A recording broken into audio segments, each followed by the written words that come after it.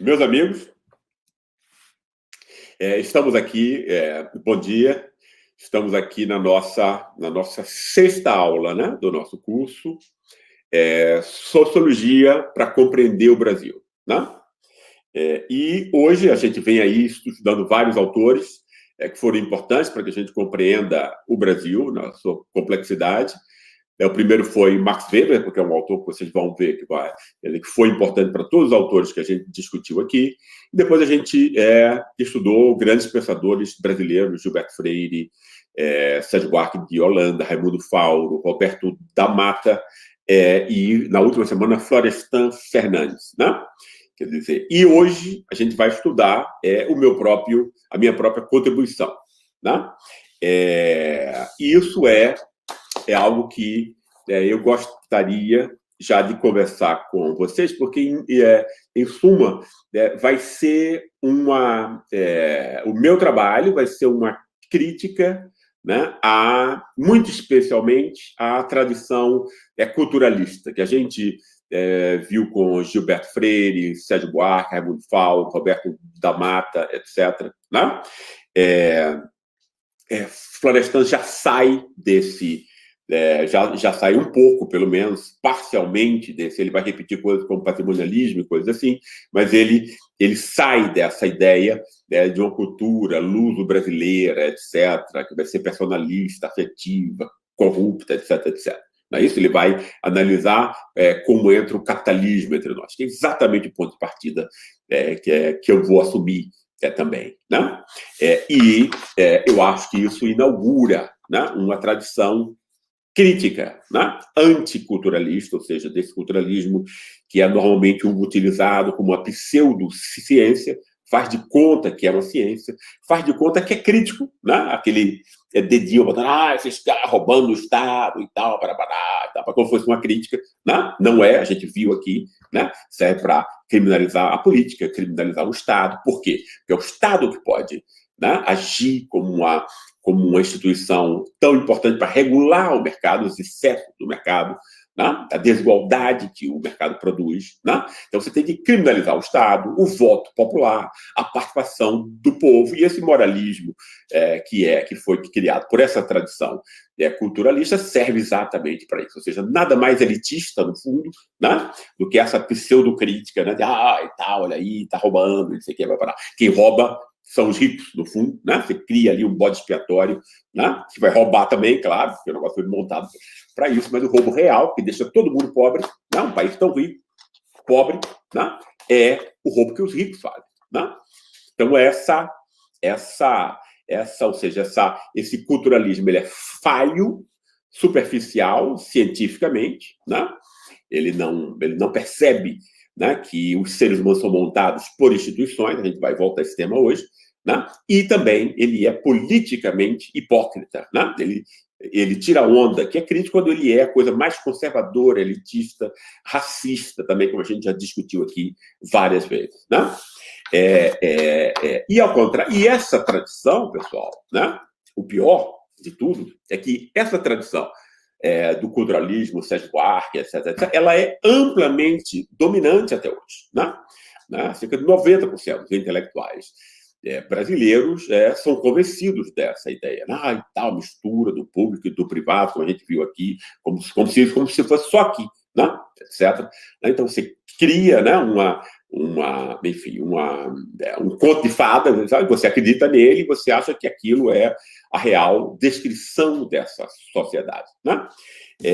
Nos meus 40 anos de trabalho acadêmico dedicados a essa questão, né, eu tentei criticar essas coisas, ou seja, mostrar a sua superficialidade científica, mostrar a sua hipocrisia política, etc. Né? Isso é extremamente importante. Procurei não só fazer a crítica, mas reconstruir uma imagem do Brasil, né, que fosse o contrário do culturalismo. Né? Ou seja, o meu desafio, o meu objetivo, e aí está vocês aí para... Né? E o público brasileiro, enfim, para dizer se isso foi bem sucedido ou não, etc. Né? E o fato de que a gente precisa reconstruir uma outra ideia de Brasil na cabeça, né, para que a gente possa compreender o país e se comportar de um modo mais crítico, né? Porque o comportamento, né, ele não se dá automaticamente. Novo, eu sempre repeti aqui, a gente não é abelha, a gente não é formiga, né? Que são os, né, que são os animais, né? As criaturas, né, que já recebem um DNA e esse DNA vai explicar o comportamento deles. Não é assim com os seres humanos, né? Com os seres humanos é mais complicado. Por quê? Porque são sempre ideias. Quase sempre a gente não percebe, a gente fica até imaginando que fica criando ideias, é bobagem, né? Que não cria ideia nenhuma. Normalmente a gente retira as ideias que são socialmente importantes, se seleciona minimamente, uma coisa que é mínima no fundo, e essas ideias são sociais, ou que foram passados na socialização primária por pai, mãe, família. A gente acredita que seja, né, que seja natural, que a gente nasceu com elas, etc, etc. Né? Então, a gente tem que reconstruir essas ideias. Né? Se a gente quer mudar uma sociedade, o primeiro passo é mudar a compreensão que se tem sobre essa sociedade. Senão a gente não vai mudar, a gente vai reproduzir. Né? Esse é o ponto principal. Né? E tendo, portanto, aprendido isso, né, eu quis fazer não só a crítica desse culturalismo, esse culturalismo superficial e frágil, né, que vai transformar o brasileiro num vira-lata, etc., corrupto, inferior, etc., que no fundo é uma reprodução do racismo anterior, né, no fundo, uma terra de mulatos, que seria a última das nações do mundo, é transformado pelos pensadores brasileiros, né, numa terra de gente preguiçosa, burra, feia, corrupta, etc, etc. Né? Do qual o voto não deve valer. Antes de tudo, o programa político é esse. Deixar o povo e as classes populares, que é quem vai ser percebido como efetivamente enfim, corrupto, etc., e populista, etc., etc., vai ser o povo. Então, você montou isso tudo para você criminalizar o povo já desde saída. Né? Isso foi feito por intelectuais. Né? E isso é a base do que tanto a direita quanto a esquerda pensa. Né? Entre nós, não nos esqueçamos do apoio que o ex-ministro da Justiça do PT deu a coisas da Lava Jato, etc., etc., e coisas assim.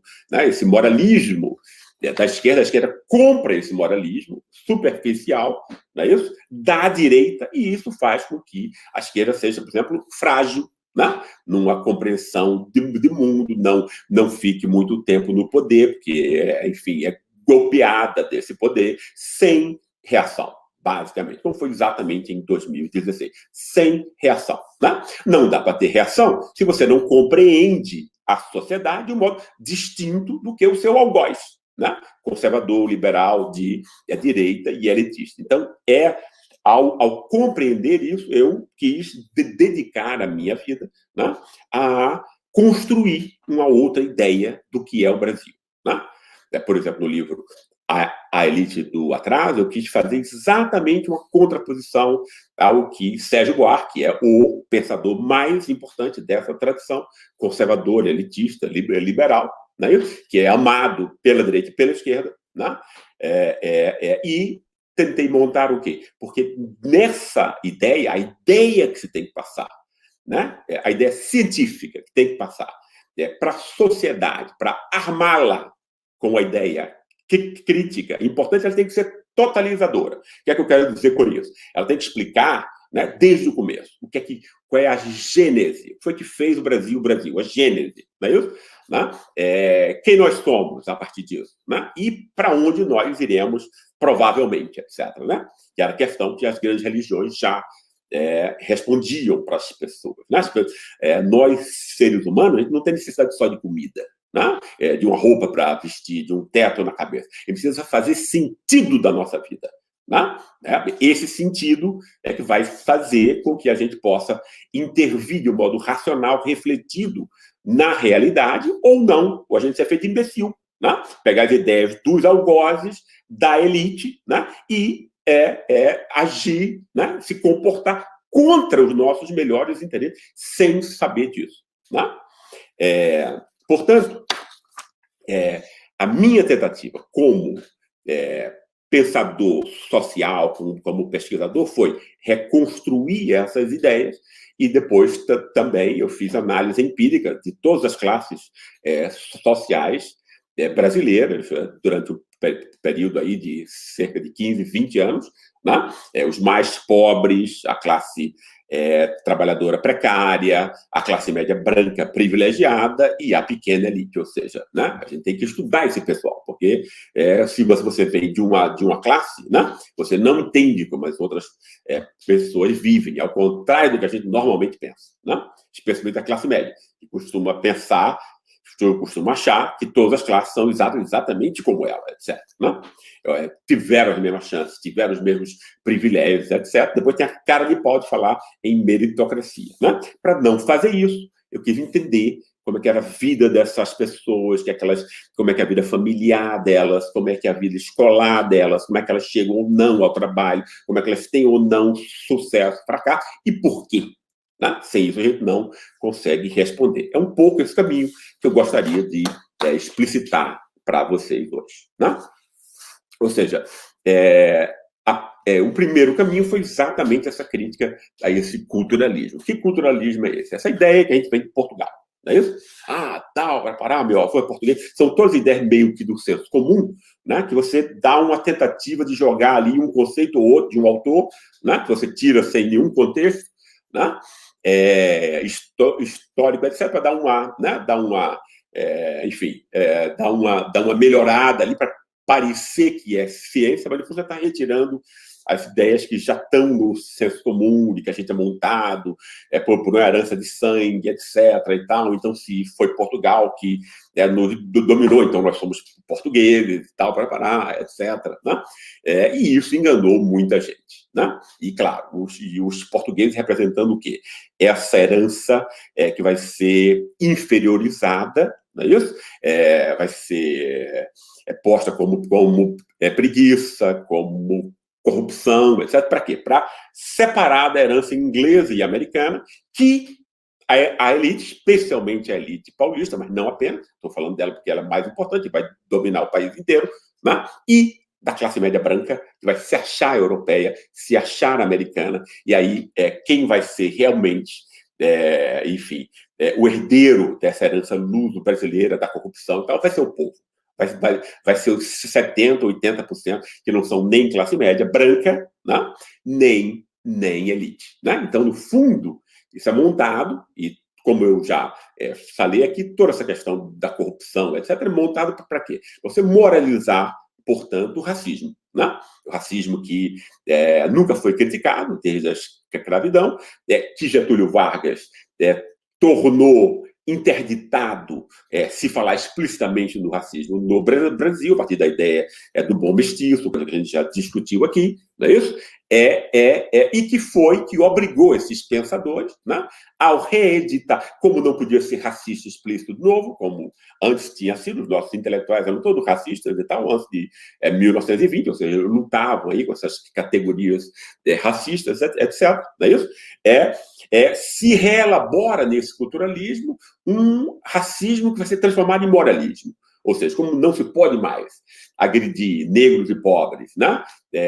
Diretamente, dizendo que eles são menos inteligentes, são vagabundas, etc., que a polícia tem que bater, tem que matar, tem que não sei o que é como isso se faz, eu sei, né? Mas não se dizia antes de Bolsonaro, né? Esse esgoto que esse país racista elegeu como presidente, né? Antes dele, não se assumia esse racismo explícito. Então, para ser racista sem assumir, se inventou essa questão do moralismo. Né? Esse moralismo seletivo, né? Que é transformado só para a política, não é isso? Quer dizer, não para quem rouba mesmo, que são os ricos brasileiros, todos ladrões, não é isso? Rouba o orçamento público, rouba, joga, não paga imposto, bota imposto em paraíso fiscal no exterior, etc., muitas vezes mais do que os roubos dos políticos. Aqui não estou querendo passar pano para ninguém, estou querendo só não ser imbecil. Né? entende? Porque é claro que se rouba na política. O que eu estou querendo dizer é que o roubo na política ele é milhares de vezes menor do que o roubo que a elite faz. E ele foi criado para ser uma espécie de bode expiatório para que, com a imprensa da própria elite, chamar a atenção do povo só para essa corrupção, que é milhares de vezes menor, e torna invisível o principal, que é o roubo que uma ínfima elite faz de toda a riqueza nacional. É isso? Né? Sob mil formas. Isenção fiscal, né? O uso de dívida pública, que ninguém sabe para quem paga, e é para encher o bolso desse pessoal, não pagando impostos, todas as formas, né?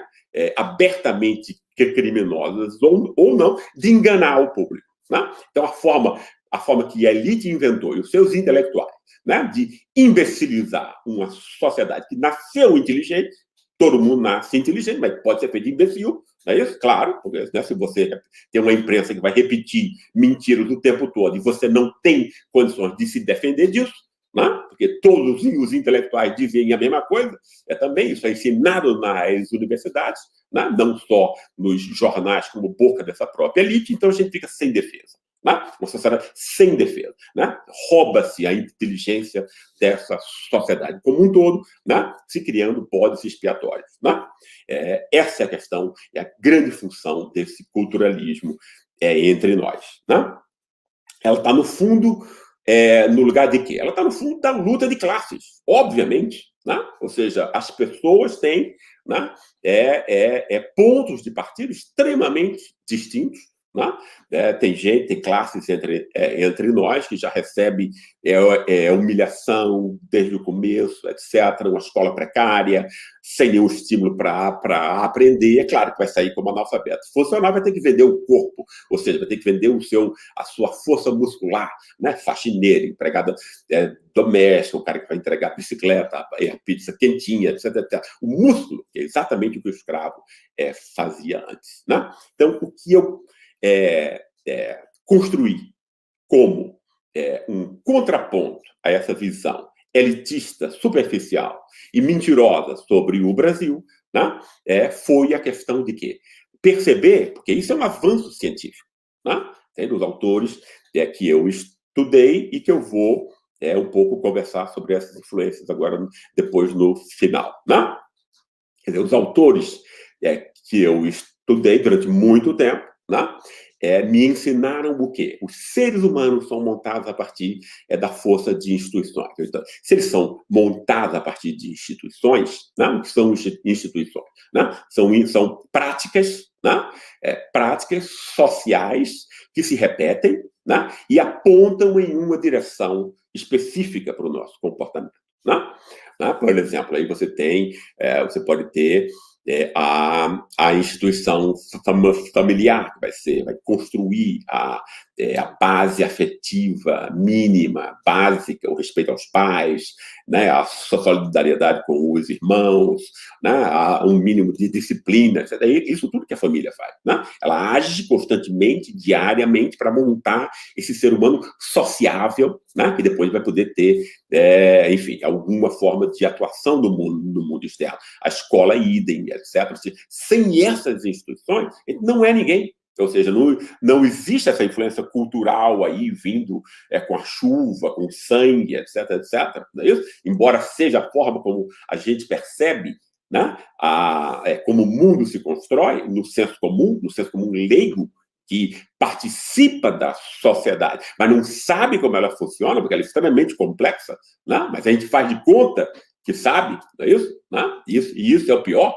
Porque quando a gente sabe que não sabe, a gente procura aprender, e essa é a melhor atitude. Né?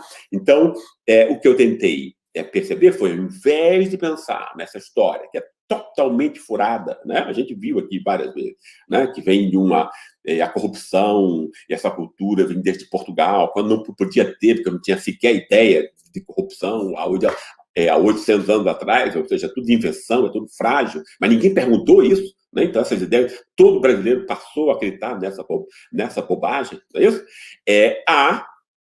A forma alternativa de se compreender isso como? Olha, A gente tem que pôr o quê? Qual era a instituição que existia aqui, desde o ano zero, desde 1532? Qual foi a instituição que montou todas as outras, né? Que influenciou na forma como a família, especialmente dos muito pobres, é montada, na forma como os homens e as mulheres enfim, se relacionam, a forma como a justiça é constituída, a forma como o sistema político é pensado, a forma das relações entre as classes, isso tudo vem de uma instituição totalizante, que ela vai influenciar todas essas outras que vão se construir depois, chamada escravidão. Tá? Era isso que existia aqui. Tá? Entende? Então você tem todos esses pensadores, tá? Sérgio Buarque, Raimundo Fauro, Fernando Henrique Cardoso, quem vocês pensarem, basicamente, né? Que vão pensar o Brasil, né? A partir dessa herança, né? Falsa e artificial, né? Portuguesa, etc. Então vão pensar que a questão central do Brasil é a forma do Estado, que não deve ser mais patrimonial, etc. Esquece o que é o principal. Né? É como isso tudo foi construído aqui. Qual era a instituição que efetivamente existia aqui e que não existia em Portugal. Então, por conta disso, inclusive, a gente não pode ser continuação de Portugal, né? Porque em Portugal não existia escravidão nesse sentido. Existiam escravos ali em algumas épocas e tal, no máximo 5% e tal, mas não era o sistema produtivo português, não era a política portuguesa, não era o sistema de justiça, não era a sociedade portuguesa, não era, nunca foi, né, organizada sob formas escravocratas, como o Brasil foi durante quase 400 anos. Então, é óbvio, né, que o Brasil, o ano zero, a gênese do Brasil vem da escravidão. Só que isso não foi dito por ninguém. Né? Quer dizer, você monta uma coisa como se fosse a forma do Estado e cria uma pseudo-explicação a partir disso para negar o principal, negar aquilo que vai, inclusive, continuar. Porque se não é criticado, se quer dizer, ninguém, não é que ninguém tinha negado que tenha existido escravidão aqui, óbvio, ninguém negou, porque afinal é impossível, seria também um completo absurdo. Mas nunca se deu a importância devida, nunca se deu o status de questão principal, né? Ou seja, de que a partir da escravidão é que vai se constituir todas as relações de classe e de outras instituições fundamentais entre nós. Isso nunca foi pensado desse modo, né? E foi exatamente esse ponto, inclusive por Gilberto Freire, que analisou a escravidão, mas ele foi, inclusive, o primeiro a dizer, né, que o Brasil vinha de uma tradição luso-brasileira, ou seja, então a tradição luso-brasileira é mais importante do que a própria singularidade, especificidade da escravidão. Né? Isso, para mim, é um enorme erro, né? Isso é um absurdo. Né? Então, eu pus toda a minha atenção, né, na reconstrução do Brasil a partir do seu passado escravocrata, né? Vai de 1532 até 1888, ou seja, o país que teve mais escravos durante mais tempo em todo o mundo ocidental, né? E que nunca foi posto, claro, né? Como se você tivesse aí, que você tivesse tido senhores escravos, mas que tudo mudou de uma hora para outra, né? Quer dizer, e não é assim que as coisas mudam, né?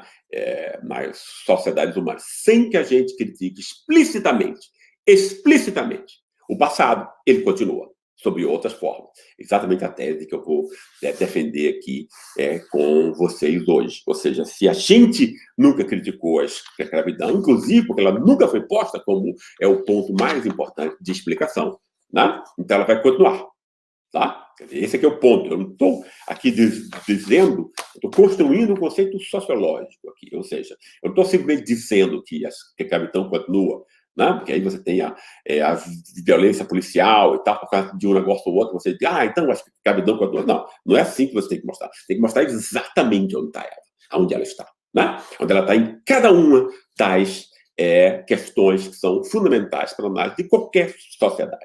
Foi isso que eu procurei fazer. E eu procurei fazer em 2 níveis, ou seja, a coisa principal, o aspecto principal, para a gente entenda uma sociedade, é a forma como a dominação social se dá. Claro, porque, né, tem pessoas que têm mais poder, têm muito mais dinheiro, etc, e que têm muito mais influência. E tem classes, né, tem pessoas e classes que têm muito menos. Então, a gente tem que esclarecer como isso tudo é legitimado.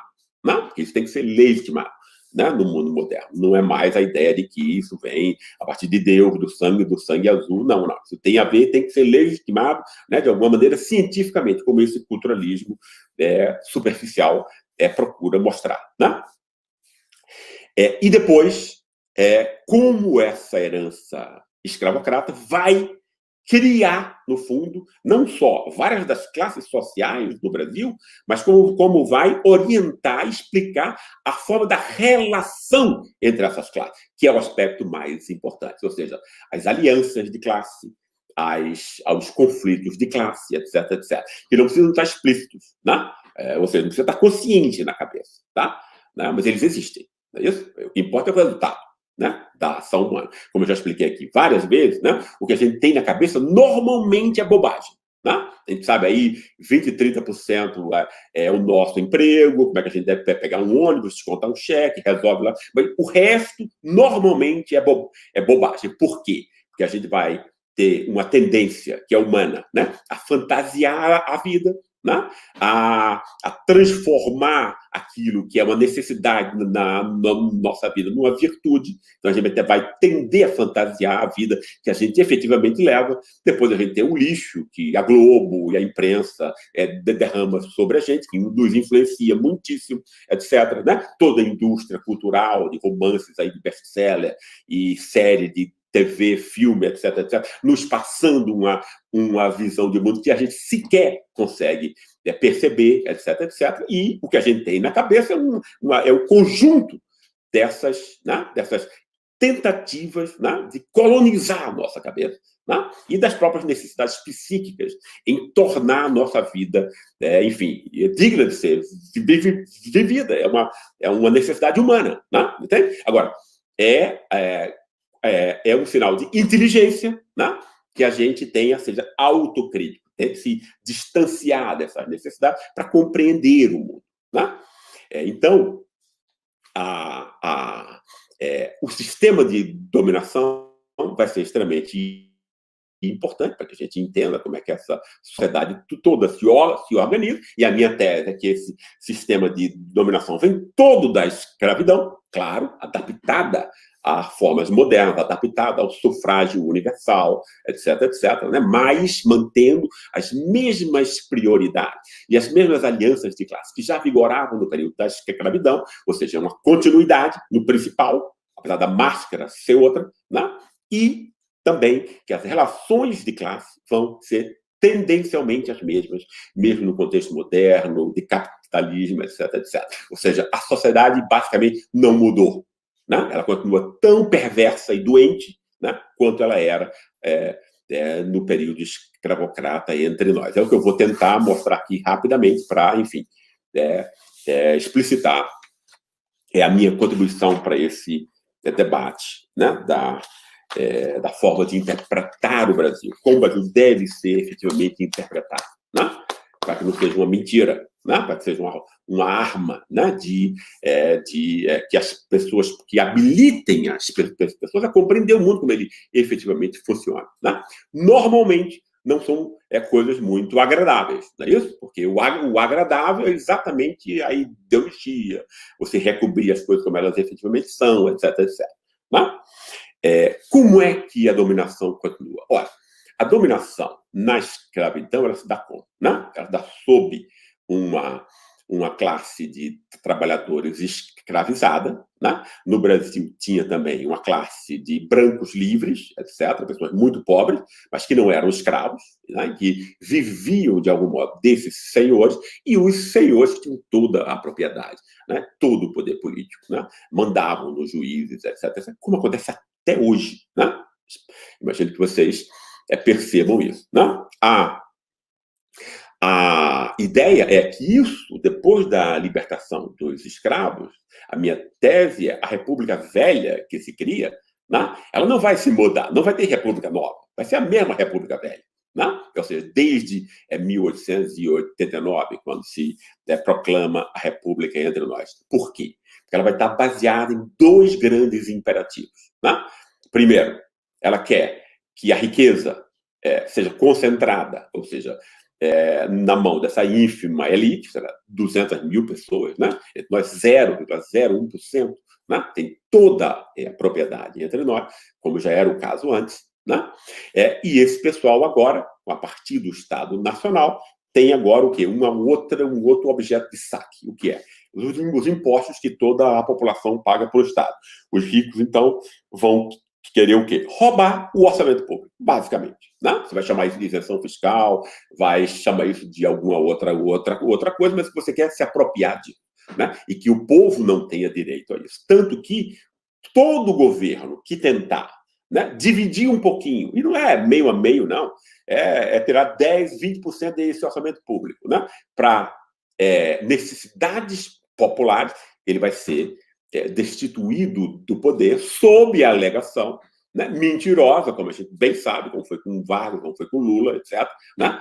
O juiz Moro acaba de ganhar, né, o senhor emprego, né, de uma empresa americana, né, pelo trabalho que ele fez aqui. Né? Não é isso? Para destruir Petrobras, Odebrecht, etc., etc., né? Para o governo e para empresas americanas. Né? Entende? Não é uma coisa de hoje. Né? Com o Getúlio Vargas, a gente fez o mesmo papel que Moro fez hoje. Então, a questão é dividir esse orçamento com as classes populares que os ricos não querem. Né? Todo governo que tente minimamente isso vai ser acusado de corrupção, não vai nem chegar no judiciário, isso a imprensa vai escandalizar a questão e vai jogar quem? A classe média branca. Por quê? Né? Porque se essa elite quer a propriedade, a reprodução dessa propriedade e o orçamento público, né? O que a classe média vai querer, ou seja, capital econômico é o que a elite quer, sob a forma de títulos de propriedade, né? O que a classe média vai querer é o capital cultural para ela. Capital cultural, conhecimento legítimo, línguas estrangeiras, pós-graduação em universidades de ponta nacionais e estrangeiras, etc. Né? Ou seja, esse capital, né, considerado legítimo, etc., que vai dar acesso aos grandes empregos, a não só altos salários, mas aí a prestígio, etc., etc. Né? Isso é o que a classe média não quer, competir com pobres, negros, etc., etc. Né? Como Getúlio Vargas quis fazer, como Lula e Dilma quis fazer, como Jango ameaçou, né, de fazer, já foi, já teve ação dessa elite, através da sua imprensa, que toca o bumbo, né, da corrupção seletiva, mas que não precisa ser existente, inclusive, não é isso? E a classe média branca já sai para as ruas, porque no fundo ela quer defender os seus privilégios, né? Mas como isso fica muito feio, né? E você tem que assumir o racismo, que você não quer mesmo ter negro nas universidades, em shopping center e tal, perto de você, isso pega muito mal, isso fica muito feio e tal, afinal, as pessoas são todas supostamente cristãs, aí você inventa, os pensadores inventaram, esses culturalistas, né? A justificativa é perfeita. Não, fique calmo, fique com a consciência tranquila, você não é racista, você é o campeão da moralidade. Né? Então, imagina, você transformar um racista num campeão de moralidade, qual é o racista que não quer? É isso? Ele sequer tem, né, complexo de culpa para aquilo que ele sente efetivamente. Né? Então, a classe média branca, né, que é quem sai às ruas, como a gente viu, né, por conta desse moralismo, né, esse moralismo é uma máscara para o racismo, né, racismo de classe, racismo de raça, né, que não quer de modo algum que haja o quê? Ascensão e inclusão de pobres e negros, né, na sociedade brasileira com um mínimo de chance igual, o que é uma enorme imbecilidade, né? Porque você está jogando no lixo vidas, né, que poderiam contribuir para a economia. Né? Aí você está criando, claro, pessoas que não vão ter acesso a nenhum emprego e que a única forma é você está criando aí ressentimento, está criando insegurança social, ou seja, o racismo é a coisa mais burra que existe. Né? E nós estamos sendo burros, né, há 500 anos. Porque é o racismo de classe e de raça que domina o Brasil, efetivamente. Né? Esse moralismo, para inglês ver, né, é uma mentira, como a gente já viu aqui. Né?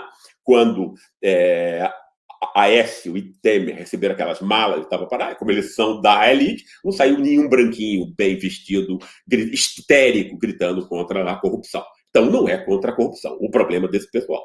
Né? O problema é quem põe efetivamente, né, Não é isso? Porque o comportamento não é o que as pessoas dizem para legitimar o comportamento delas, é o que elas fazem efetivamente. Né?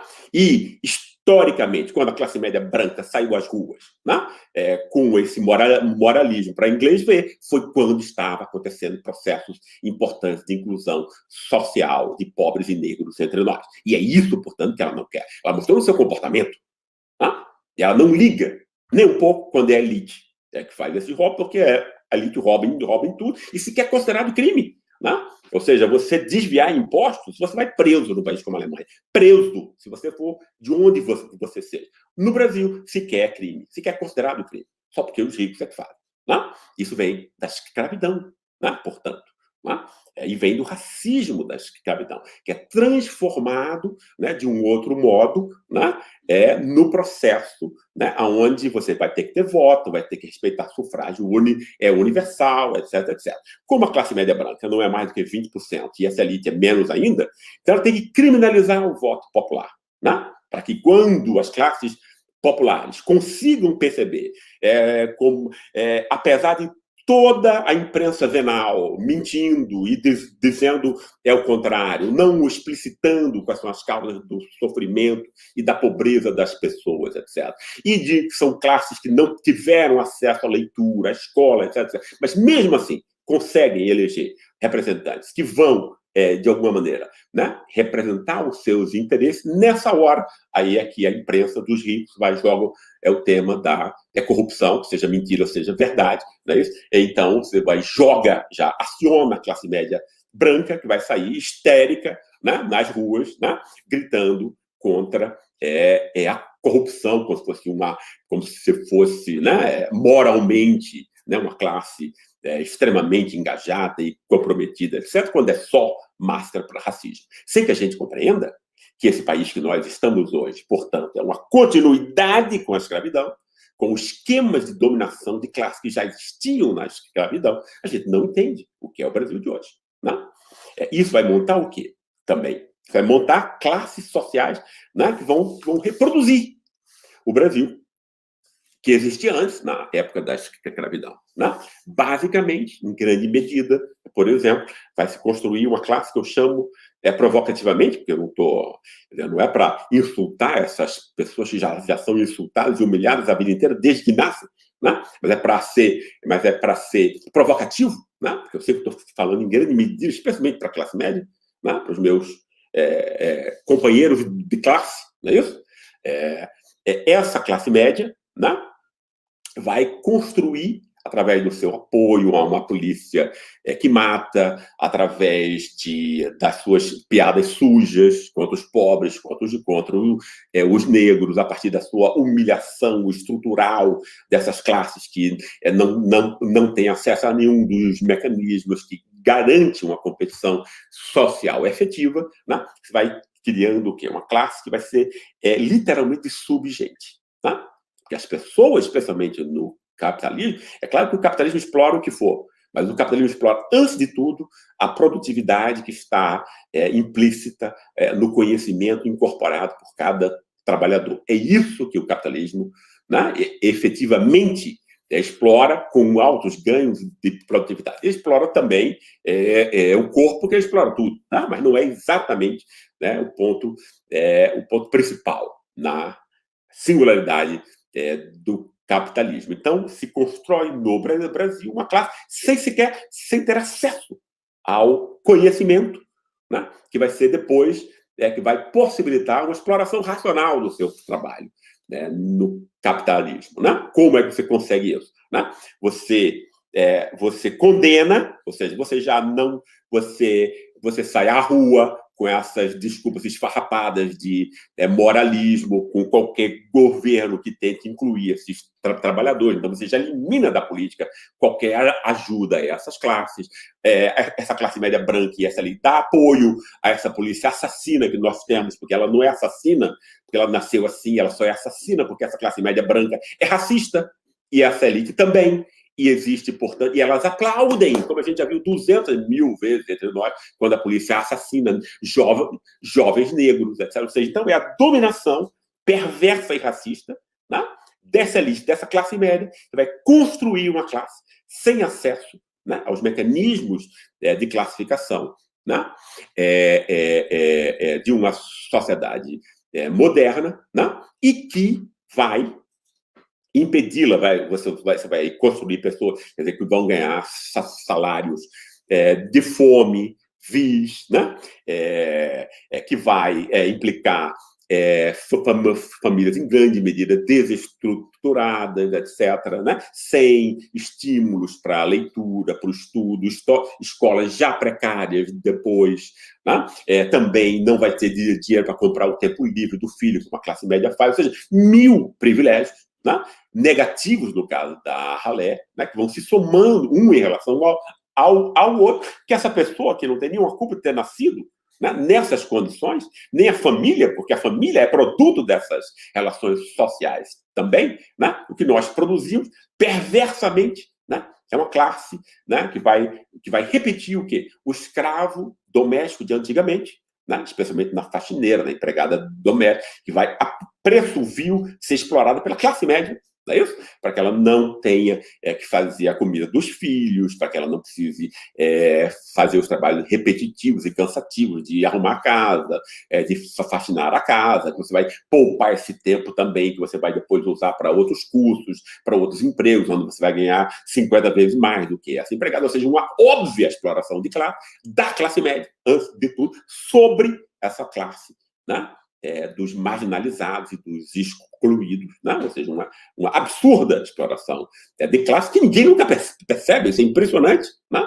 E depois também o escravo de ganho, né? Que era aquele eventual, exatamente o Uber e tal, o cara que vai pegar a bicicleta, ou seja, serviços cansativos, sujos, né, perigosos, etc., né, que vão sendo reproduzidos a cada geração, né, porque essas pessoas foram eliminadas de qualquer forma de participação por uma classe média racista branca, né, e por uma elite, né, que elimina qualquer chance a essas classes. Né. É desse modo que a gente mantém, tanto na forma de dominação, quanto na forma como as classes se constituem e como as alianças entre elas se dá, o mesmo esquema de escravidão, obviamente sob outra forma, você não precisa mais algemar o cara, né? Então, ele já vai ter que fazer as coisas, porque ele não tem nenhuma outra opção. E no lugar do capitão do mar tem agora uma polícia para matá-lo, para persegui-lo, etc, etc. Né? Mas se a gente jogar aí, perceber essas máscaras modernas e a continuidade entre elas, a gente vai ver que o peso que explica o Brasil, né, e a sua perversidade, né, atual é a continuidade, até hoje, dos padrões que foram montados pela instituição da escravidão. Nós somos filhos da escravidão. Né? Não tem nada a ver com Portugal. Né?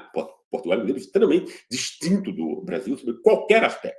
Né? Aí, claro, você pode torcer pelo Vasco da Gama, gostar de bacalhau, mas isso não faz português. Né? Entende? Então, eu acho que é extremamente importante a gente ter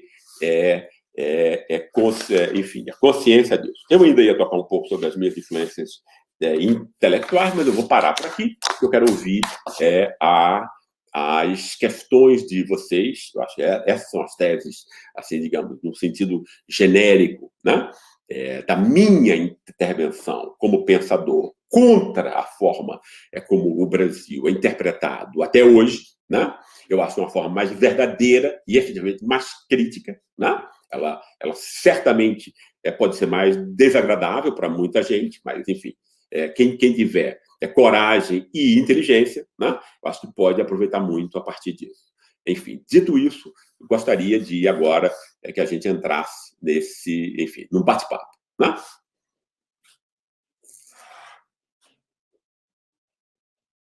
Isso. Olha aqui, a primeira questão é da ômega psicopata. Ômega, a sua questão é muito interessante. Bom dia, professor. Podemos traçar paralelo de sua teoria com demais países da América Latina? E quanto aos EUA, os Estados Unidos? A escravidão também definiu nossos vizinhos, a terra do tio Sam. Dessa forma, questão interessantíssima, né? Eu acho que a gente pode, quer dizer, dentre todos os países das Américas, né, o que parece mais semelhante ao Brasil, para mim, são efetivamente os Estados Unidos, exatamente por conta do seu passado escravocrata. É claro que a escravidão nos Estados Unidos foi muito menor do que no Brasil. Teve 10% quantidade de escravos e atingiu uma região apenas nos Estados Unidos, que são o sul dos Estados Unidos. Ainda assim, a gente pode perceber, né? E tem muito, muito menos descendentes de negros nos Estados Unidos do que no Brasil, enfim, em termos percentuais, né? Mas, ainda assim, a gente só compreende a política americana através do racismo, né? Ou seja, exatamente está acontecendo com o Trump agora, foi o que aconteceu com o Partido Republicano a partir das revoltas dos negros, que nunca houve entre nós, esse é um aspecto extremamente importante, que nos diferencia dos Estados Unidos, né? A revolta dos negros nos anos 60 tornou impossível também, né, o racismo explícito, né? Então, na década de 70, logo 10 anos depois disso, né, o Partido Republicano, então, inventa o quê? Inventa a estratégia sulista, né? O Sul, que era antes dos democratas, né? Mas que foram os democratas que fizeram as leis dos direitos civis, né, para os negros no Sul, né? O Sul virou republicano depois, né? Por quê? Porque o racismo do Sul, né, fez com que os republicanos, a partir de Nixon, né, começassem a entrar numa guerra contra o crime e tal, né? Guerra contra o crime é contra o criminoso, ele pode ser branco, amarelo, tal, mas você já tinha construído antes o quê? O negro como criminoso, né? Então era uma guerra contra o negro, no fundo, né? Então o racismo começou a ser utilizado na política americana de uma forma mascarada, como no Brasil, né? E continua até hoje, né?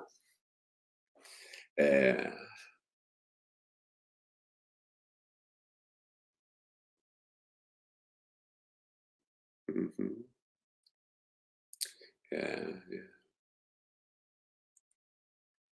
Tem a classificação aqui do Fábio Santos. Qual a noção da academia nessa associação das ideias valorizadas de um Sérgio Buarque com o apoio dessa perversidade social? Por que tanta resistência em rever suas posturas? O que dizem de um Clóvis Moura? Bem,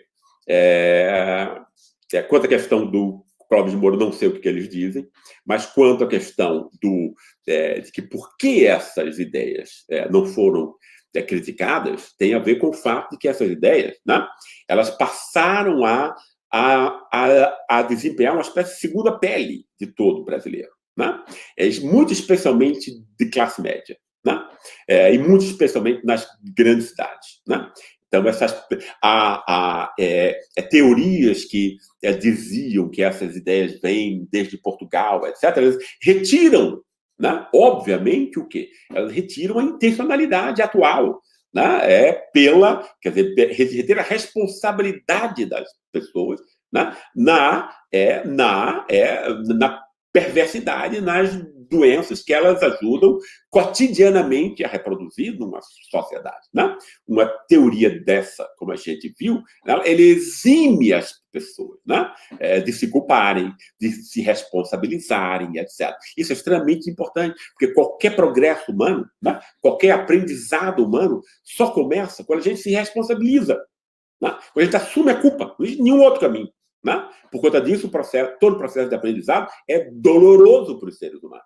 É doloroso individualmente, é doloroso socialmente, mas não existe nenhum outro caminho para isso, né? Ou a gente assume, né, essa culpa e essa responsabilidade, aprende e muda, ou a gente vai continuar sempre a mesma coisa, a gente vai reproduzir o mesmo, né?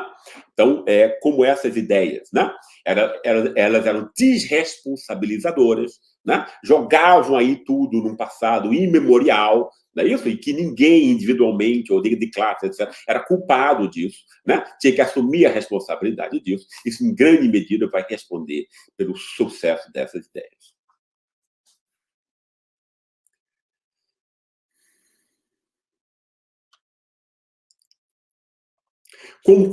João Rocha Sobrinho. Como conscientizar a classe trabalhadora contra a uberização, para conquistar uma legislação trabalhista decente? João, essa é uma questão extremamente importante.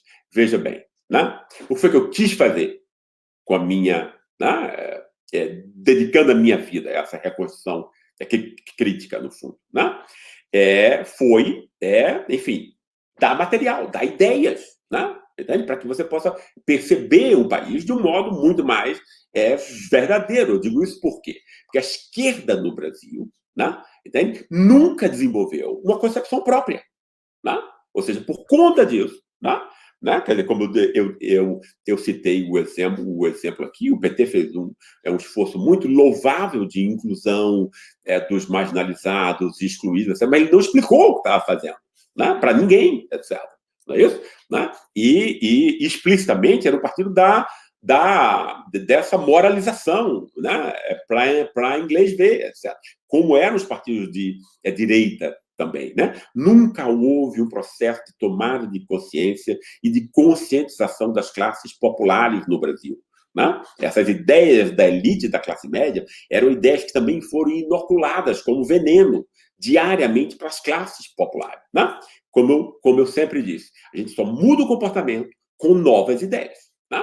É preciso restituir a inteligência roubada da classe trabalhadora e das classes marginalizadas, das classes populares, enfim, no Brasil, para que essas classes possam mudar de comportamento, possam agir de um outro modo, sem ideias novas. Isso que eu queria deixar claro, né? Não existe milagre, não existe nenhuma outra forma. Os seres humanos só agem a partir de ideias, né? Ou a gente compreende isso, ou a gente não vai compreender nada. A gente não vai mudar nada também, né? Soninha Gomes, se a esquerda, e principalmente seus intelectuais, tivessem conseguido se livrar dessa ideologia do culturalismo, o golpe de 2016 poderia ser evitado? Eu acredito que sim, Soninha. Né? Entende? Porque aí você teria o quê? Você teria explicado para essas pessoas, ou seja, para os 70%, 80%, que no Brasil é de algum modo excluído, de algum modo marginalizado, alguns mais do que o outro, obviamente, mas são 70%, 80% que não têm os privilégio da classe média branca, nem da elite. Né? Então, o público potencial que você tem para conquistar é imenso. Só que você tem que ter, só que você tem que ter outras ideias. Né? Só que você tem que ter outras formas de avaliar, outra forma de compreender o mundo. De novo, só compreendendo o mundo de uma outra maneira é que o nosso comportamento, a nossa ação pode ser feita, né, de um outro modo. Eu acho que se a gente tivesse uma tradição dessa, né, na esquerda, né, e que não se criou ainda na esquerda. Né? Isso é que é incrível.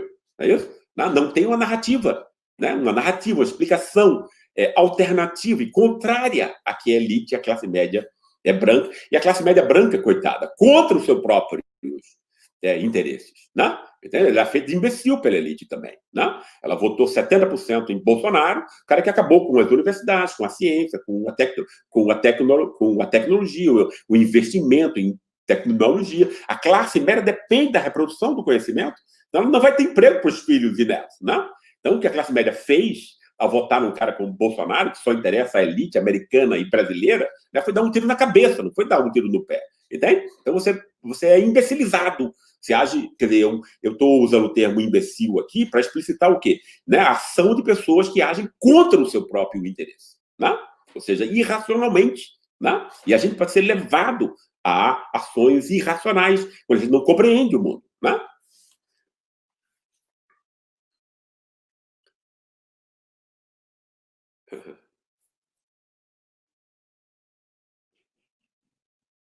A questão da Vanessa, a questão aqui da Vanessa Hernandes, que é uma questão extremamente importante, que a gente tem que refletir sobre não, essa... Peraí, qual foi aqui? O senhor acha que... Isso. O senhor acha que democratizar a mídia com meio canais, ou 12 canais, é suficiente para combater essa imensa manipulação da indústria cultural? Vanessa, você toca numa questão extremamente importante, né? Que é o fato de que, numa sociedade moderna, toda a informação ela é mediada, ou seja, ela é feita por mídias, nesse caso. Né? Ela é mediada, né? E ninguém tem acesso, né? Sozinho à informação e a conhecimento. Né? Então, é extremamente importante que o Estado, regule, obviamente, né, a informação para que ela não seja usada pelo cara que é o dono daquilo e ele quer fazer mais dinheiro com aquilo, obviamente. Né? Então, ele vai ter o interesse que todos os outros ricos têm junto com ele. Não só porque os ricos são assinantes, são os caras que vão jogar publicidade, dar dinheiro a ele no seu canal, como são os amigos dele, é com quem ele toma uísque, é com quem ele faz investimento junto, etc, etc. Né? Então, se você tem uma mídia, jornais, televisão e a mídia digital agora, etc., né, com acesso a pessoas que só a pessoas que têm dinheiro e poder, é óbvio que você vai continuar isso, né? Você vai continuar dividindo a população, você vai continuar inventando fake news, etc., etc. Democracia moderna exige, portanto, né, uma regulamentação e uma institucionalização de mídias que sejam plurais. Não é isso? Né? Ninguém está querendo aqui obrigar que as pessoas sigam uma dada orientação. Né? Mas o que é extremamente, o que é fundamental, é que a pessoa tenha acesso, que as pessoas tenham acesso a formas plurais alternativas de ver o mundo. Porque aí, a partir daí, que ela pode construir uma para ela só. Né? Se você só tem uma, você recebe só uma informação e na mídia brasileira só tem uma informação, é o que sai na Band, é o que sai na Globo, é a mesma coisa, um pouco pior, etc. Ou não, né? Você não tem nunca uma informação efetivamente, né, alternativa, opcional. Se você não tem formas alternativas de ver o mundo, você vai ter uma opinião só, que é a opinião dominante, repetida 400 mil vezes, contra as quais nenhum de nós tem defesa possível. Tá? Entende? Então, você tem que ter o quê? Você tem que ter toda a democracia moderna, ela tem que estar baseada, como, por exemplo, em países europeus, né? Ela é pública, né? Ela não é só privada, né? Ela tem que ter acesso a outro tipo de conteúdo, ela tem certas obrigações que ela tem que fazer, ela não pode ver o mundo de uma forma só, porque você rouba a inteligência das pessoas. As pessoas não podem pensar com a própria cabeça. Né? Nós, seres humanos, só podemos pensar com a nossa própria cabeça e descobrir quais são os nossos interesses, porque ninguém nasce sabendo disso, né? Entende? A partir de informações que são múltiplas, plurais, efetivamente. Né? Não é uma aparência de pluralidade. Né?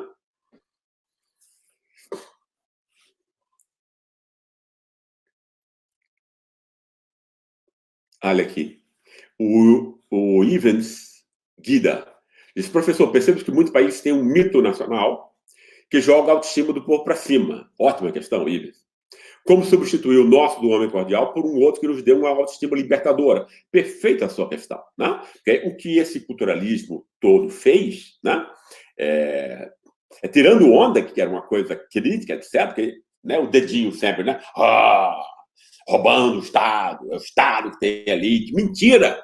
Né? Quem está no Estado é pau-mandado da verdadeira elite, que é de proprietários que fica invisível. Aí pode roubar o que quer, porque ninguém está prestando atenção no roubo dela. Ninguém fala sequer do roubo dela. Né? Entende? 1 trilhão. Imagine, 1 trilhão de isenção fiscal para as petroleiras, etc. Né? Fica um restinho aqui dessa elite colonizada que nós temos e vai esse dinheiro todo para fora. 1 trilhão. Né? Compara isso com os 2 ou 3 bilhões da Lava Jato. De novo, não estou querendo passar pano aqui para ninguém. Eu estou só dizendo que um povo que presta atenção a uma coisa, que em termos monetários, e dinheiro é quantidade, né, é milhares de vezes menos importante, foi feito de imbecil. Né? Claro, é ou não é? Né? Ou seja, ele é cego quanto ao que é principal. Né? Então, isso é extremamente importante. Foi construído, né, um mito nacional, né, para criminalizar, estigmatizar as classes populares, para mantê-lo escravo, no fundo. Né? Mantê-lo escravo aonde mais é importante, ou seja, não é no corpo, né? É na cabeça, simbolicamente, para que ele se perceba como humilhado, para que ele se perceba como inferior, como todo escravo se percebe. Né? Para obedecer às classes superiores. Né? A gente só vai construir isso quando as próprias classes populares, né, tomarem essa atitude, e partes da classe média, né, que tenha maior consciência, né, não seja um racista imbecil, não é isso? Né, de reagir com relação a isso. Né, e, evidentemente, construir isso. Né? Aqui, a Vanessa Hernandes, a gente já tomou aqui o nosso já passou nosso tema, eu vou um pouquinho mais aqui, porque essa é uma questão muito importante. Né? O senhor pode explicar de novo racismo de classe? Qual a diferença do racismo de raça? Isso é extremamente importante. Parabenizo você, Vanessa. Já é a segunda questão muito importante que você faz hoje. Agradeço. Né? E ela é extremamente importante para o nosso tema aqui. Normalmente, em países como o Brasil, né, racismo de classe e raça estão amalgamados. Né? Ou seja, a gente viu que, se ele pensar classe média real, pessoal, de verdade, não é essa bobajada de renda média, que é um negócio absurdo, mas a gente já criticou aqui várias vezes. Classe média real, né? Classe média vai ter os empregos do espírito, do conhecimento, vai ser os juízes, vai ser os jornalistas, vai criar opinião, etc. Essa classe média, ela é branca. Né? Ela é 99% do Brasil branca. Né? Os negros chegam no máximo abaixo da classe média. Né? Então, ela é uma classe cheia de privilégios de classe. Como é que se montam os privilégios de classe? Os privilégios de classe se montam o quê? Na instituição familiar e escolar, antes de tudo. Né? Por quê? Porque a família já vai habilitar você. Por exemplo, com a capacidade de leitura, com a capacidade de pensamento abstrato. Ninguém nasce com essas coisas. Capacidade de concentração e tudo. Claro, por quê? Porque ela já recebeu isso de presente. Né? É uma reprodução que vai de uma geração a outra, né? Como não tem nenhuma conscientização política de que isso tem que acabar e que todos têm que ter dignidade. Isso aconteceu com revoluções, no processo de conscientização. Né? Com nenhum país que é igualitário e que essa dignidade é praticamente universalizada, como, por exemplo, no país em que eu estou morando agora, como a Alemanha, onde 80%, 90% tem condições, né? De ter uma boa escola, de ter acesso à informação, conhecimento, né? E ter um emprego razoável, com direitos, etc., etc., né? Tem países como o nosso, né? Ao invés de universalizar essa dignidade, né? Vai retirar esses reconhecimentos a partir da exploração e da humilhação de outros, ou seja, uma forma extremamente primitiva, burra, né? Porque ela vai produzir ressentimento, ódio, insegurança, criminalidade, óbvio, não é isso? Então, a classe, né? ela vai ser a produção de quê? Indivíduos diferencialmente aparelhados a partir de privilégios, sempre injustos, né? Porque eles são privilégios de nascimento, é só porque as classes populares foram extremamente humilhadas, né? Assassinadas, tudo com a anuência dessa classe média e dessa elite, ou seja, extremamente injusto, é monstruoso, é um crime monstruoso, né? É um projeto político, portanto, né? Quer seja consciente ou não, é o que as pessoas fazem, não é isso? Né? E isso é o que vai criar o racismo de classe. Né? Ou seja, então você vai evitar a pessoa, porque ela não se veste bem, não fala direito, etc. Né? Não sabe, enfim, comer, não sei o que, parar, não sei o que, você já tem aí um preconceito, puxa vida, essa gentinha e tal, isso vai estar associado depois, né, o fato de que, como você pôs mecanismos aí, né, de estigmatização e marginalização dos negros e mestiços, isso vai estar ligado também ao quê? Ao racismo racial, né? O próprio fenótipo vai dizer, puxa vida, é alguém que eu devo temer, então eu vou mudar a calçada, eu vou gostar quando a polícia já mata, porque é menos um, etc. Então você tem o casamento nesse tipo de sociedade racista, né? Do racismo de classe, que é produzido por esses privilégios, né? na associação familiar e escolar, com esse racismo, né? Também fenotípico, etc., etc., né? Que é o racial. Né? É uma amálgama entre os dois. Né? O Brasil é o produto, né? Típico, né? desse tipo de racismo amalgamado. Né? Bem, foi a minha proposta de interpretação do Brasil e da sociedade brasileira sempre teve, portanto, esse objetivo de explicitar esses conflitos, né? De quebrar e destruir essa hipocrisia moralista que nós temos até hoje, né? E induzir a processos de aprendizado que a gente possa, no fundo, ser alguma coisa que a gente possa verdadeiramente se orgulhar, né? Uma sociedade que não solta a mão de ninguém, que cuida de cada um dos seus. Né? Grande abraço, pessoal. Até a próxima aula.